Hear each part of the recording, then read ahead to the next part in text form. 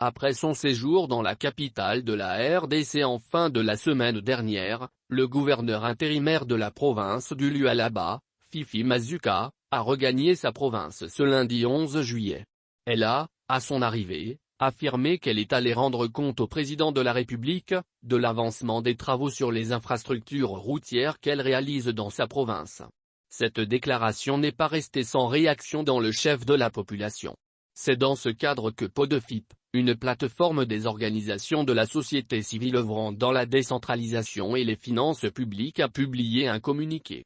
Dans ce document, la plateforme soulève plusieurs interrogations, notamment, sur la situation actuelle du Lualaba. Car, par 2 fois, Fifi Mazuka s'est rendue à Kinshasa pour y faire le rapport de la province, note Podefip qui s'interroge sur le bien fondé de cette pratique. Pourquoi ne rend-elle pas compte à l'Assemblée provinciale tel que le stipule l'article 23 de la loi sur la libre administration ou au gouvernement national auprès du vice-premier ministre, ministre de l'Intérieur? En effet, l'article 23.i. 2.1 de cette loi dispose, le gouvernement a donc l'obligation de rendre compte à l'Assemblée provinciale de la gestion annuelle et surtout de l'exécution financière de son budget pour que les députés à leur tour, fassent ce rapport au souverain primaire. Ceci dit, faire rapport aux institutions nationales, Fifi Mazuka ferait entorse à la législation en vigueur. Avis partagé par certains députés. C'est le cas de Donat Chimbauge. Pour l'élu de Kazaji, le vice-gouverneur ne se rend jamais à l'Assemblée provinciale. Comment peut-elle aller rendre compte auprès du chef de l'État?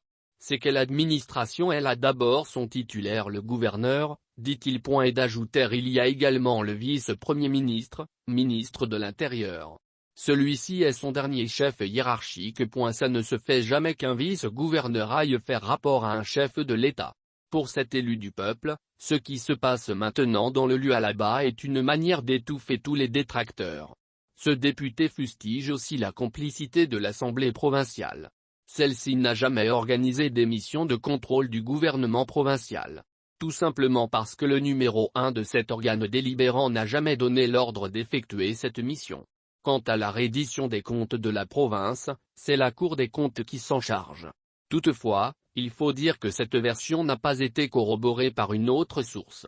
Pour régulariser la situation, Podefip recommande à l'Assemblée provinciale de jouer son rôle.